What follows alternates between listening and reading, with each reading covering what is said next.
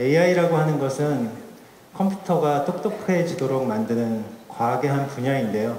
그 중에 머신러닝이라고 하는 것은 실제 그러한 목표를 이루기 위한 컴퓨터 과학기술 분야가 되겠습니다. 그리고 이 머신러닝이라고 하는 것은 기존의 프로그래밍 방식과는 달리 컴퓨터가 스스로 규칙을 찾아나갈 수 있도록 도와주는 그런 방식을 더 강화하는 컴퓨터의 한 분야가 되겠습니다. 그리고 최근에 머신러닝 AI가 많이 화두가 되는 데는 이 머신러닝 기법 중에서 딥 뉴럴 네트워크라고 하는 새로운 방식들이 지금 보신 알파스타와 같이 훨씬 더 그동안 풀기 어려울 것이라고 예상했던 문제들을 풀어내기 시작하면서이고요. 그래서 지금부터 말씀드리는 많은 머신러닝 AI 관련된 이야기는 실제로 딥 뉴럴 네트워크의 기술적 진보에 대한 이야기가 되겠습니다. 이와 같은 머신러닝 관련된 모델들은 실제로 머신러닝을 전공한 굉장히 소수의 잘 트레이닝된 연구자들에 의해서 주로 개발이 되어 왔는데요. 구글이 최근에 발표한 AutoML이라는 기술을 사용해서 구글에서는 어떻게 하면 머신러닝 모델을 머신이 설계할 수 있도록 만들까 하는 부분에 대한 연구를 시작하였고요. 그 결과 현재 세계적으로 매우 뛰어난 과학자들이 만들어내고 있는 머신러닝 모델보다 훨씬 더 적은 계산 비용을 사용하면서 훨씬 더 정확도가 높은 그런 머신러닝 모델들을 만들어내는 단계에 이르렀습니다. 이와 같은 머신러닝에 대한 기본적인 기술들을 실제 저희는 3가지 방법을 통해서 많은 사람들에게 도움이 되도록 하려고 하는데요. 그 중에 첫 번째 것이 구글의 제품을 통한 AI 기술의 반영입니다. 실제 그래프에서 보시는 것처럼 구글에서 실제 자체적으로 만든 머신러닝 관련된 많은 기술들은 2014년 이후에 기하급수적으로 많은 프로젝트에 동시에 적용이 되고 있고요. 실제 현재는 한 7,500개에서 8,000개 정도를 육박하는 정도의 프로젝트에 동시다발적으로 적용이 되고 있습니다. 구글은 10억 명 이상이 사용하는 8개 이상의 서비스를 가지고 있는 회사이고요. 그런 이미 많이 사용되고 있는 서비스뿐만 아니라 여러분이 직접 느끼시고 접하시는 모든 구글의 서비스와 제품들에는 이미 AI와 관련된 머신러닝이 반영되어 있는 기술들이 들어가 있다고 보시면 되겠습니다. 처음에 2016년도에 실제 머신러닝 기법들이 구글 트랜슬레이트 시스템을 다시 재편하게 만들었고요. 처음에 영어와 중국어 사이에 변환을 시도했던 것이 지금은 어느덧 103개 언어를 지원하는 굉장히 많은 방대한 언어의 쌍들을 지원하는 서비스가 되었습니다. 실제 103개면은 많다고 느껴지시나요?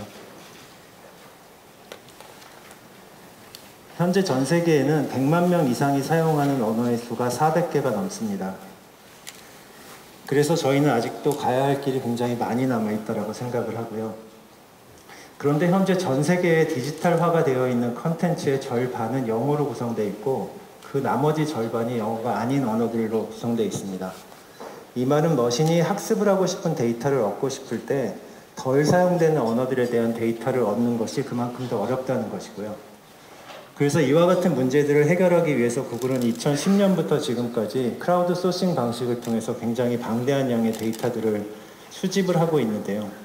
실제 같은 음성 프로파일을 가지고 있는 사용자들이 간단히 노트북과 마이크만 가지고 음성 데이터들을 취집할 수 있도록 도와주고 거기서 확보된 음성 데이터베이스를 말씀드린 딥 뉴럴 네트워크 방법을 써가지고 훨씬 더 잘 정제된 그런 모델을 만드는 데 도움을 주게 하고요.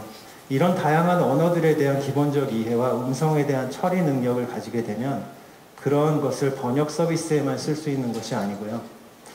굉장히 다양한 다른 서비스에도 확대 적용이 가능합니다. 그 중에 한 사례가 유튜브가 되겠는데요. 실제 현재까지 유튜브에서 10가지 언어에 대해서 오디오 자막 서비스를 제공하고 있는데 이 자막 서비스를 실제 반영한 비디오의 숫자가 10억 개를 넘고 있습니다. 이것은 비단 어떤 특정 언어를 사용하지 못하는 사람들의 컨텐츠를 잘 보도록 도와주는 측면뿐만 아니라 전 세계에 약 3억 명 이상이라고 예상되는 청각에 장애가 있거나 어느 정도 청각에 문제를 가지고 있는 분들도 훨씬 더 쉽게 컨텐츠에 접근할 수 있도록 하는 결국은 우리 모두의 AI를 위한 저희 나름대로의 방식이라고 설명을 드릴 수 있겠습니다.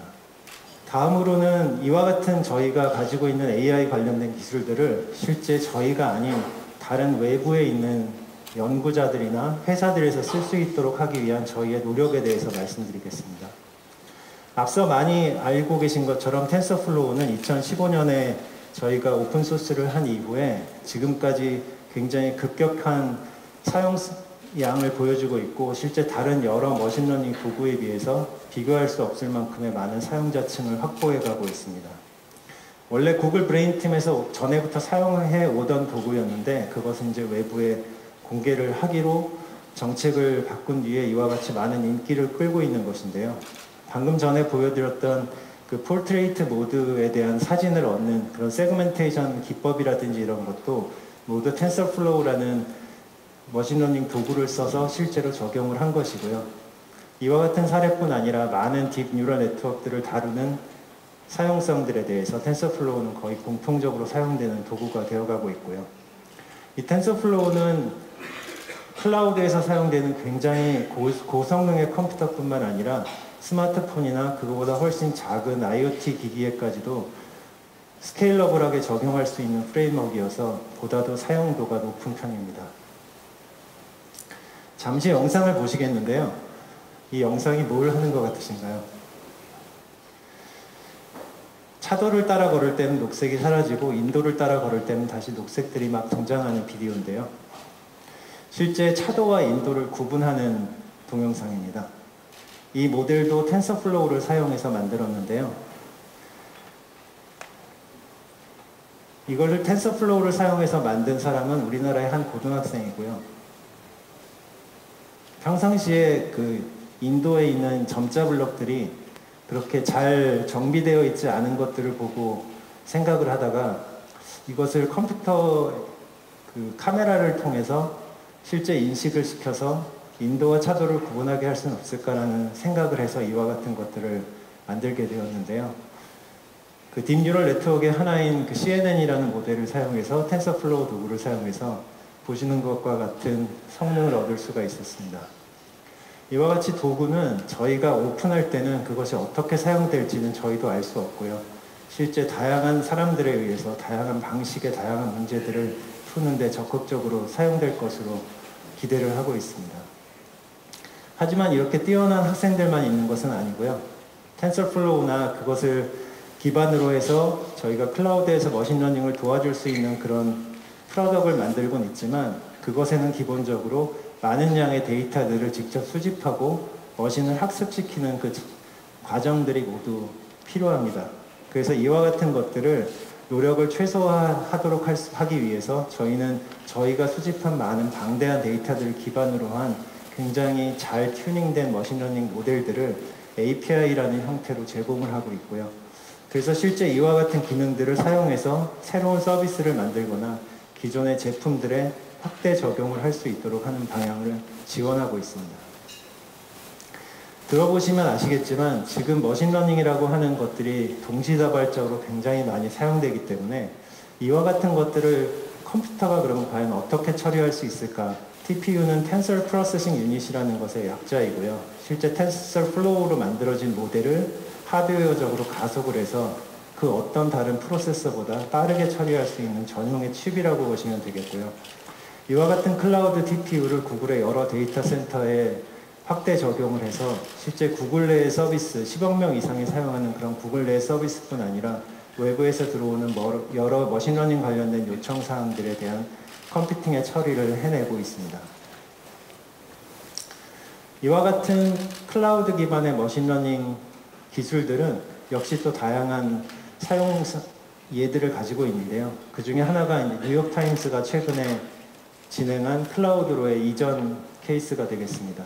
뉴욕타임스는 한 1850년대부터 지금까지의 역사를 가지고 있는 굉장히 긴 역사를 가진 언론사이지 않습니까? 그런데 그 사이에 가지고 있던 수많은 기사들, 사진들 이런 것들이 굉장히 아날로그적인 방법으로 잘 보관이 되어 왔었는데요. 이것을 구글 팀과 같이 협력을 해서 모두 클라우드 스토리지 쪽으로 옮기고 그 사진이나 이런 곳에 있는 이미지에 등장하는 사람들이나 그것들을 자동으로 클라우드 비전 API를 써서 분류를 해서 그런 모든 작업을 마친 뒤에 유사한 형태의 기사를 쓰기 위해서는 훨씬 적은 기자의 노력과 짧은 시간이 실제 필요로 하게 된 사례가 되겠습니다. 이와 같은 사례는 언론사의 변환뿐만 아니라 굉장히 다양한 섹터들에 대해서 동시다발적으로 일어나고 있고요. 이와 같은 것들이 점점 더 저희 사회에서 많은 부분의 머신러닝, AI 관련된 기술들이 확대 적용될 수 있을 기회라고 보고 있습니다.